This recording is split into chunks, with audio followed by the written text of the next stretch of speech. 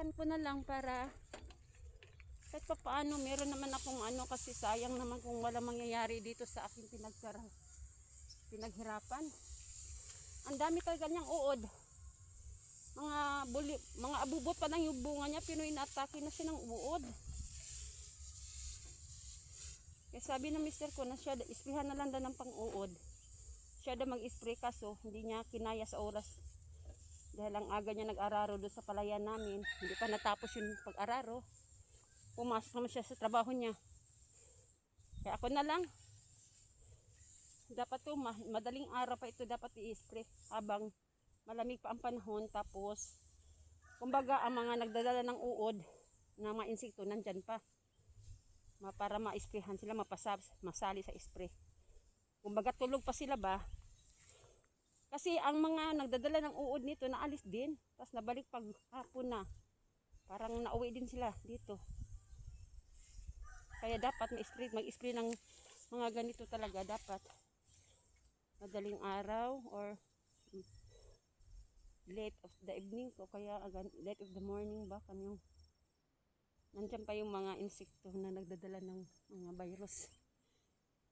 Pero wala na eh, hindi niya kaya. Mamaya pagdating daw niya mag-araro pa siya. Kaya ako na lang i-spray para sigurado may mapapala ako sa aking mga tanim na gulay. Ayoko sana mag-spray, kaso lang iniisip ko naman na paano walang mangyayari sa akin kasi ang dami tagang uod ba? Sobra. Ang aga-aga ko, pagkatapos ko naglinis ng bahay, ang aga kong pumunta dito, nagtanggal ako dinala ko lang naman sila muna, tapos iniisip ko magtanggal ako ng mga bunga ng mga eggplant na mayroong mga damage kasi maski abubot pa kasi inatake na, hindi ko na kailangan parakin pa para hindi masasayang nutrients na sisip-sip nila, tapos damage naman sila. Tapos nag-expected ko na ma-sprayhan ng mister ko, hindi naman kaya nga, kawawa din naman yun. Napasok pa sa trabaho. Mamayang hapon mag-araro ulit daw siya pag uwi niya. Kaya malamang na hindi niya ma-sprayhan itong mga tanim ko, kaya ako na lang mag-spray. Kasi busy na siya sa palayan. Yung mga alagang baka ko pa nga hindi naligpit. Ganito kahirap mag-garden mga idol, pero go go go! Ganito kahirap, pero go go go lang tayo dahil isa ito sa pangkabuhayan namin.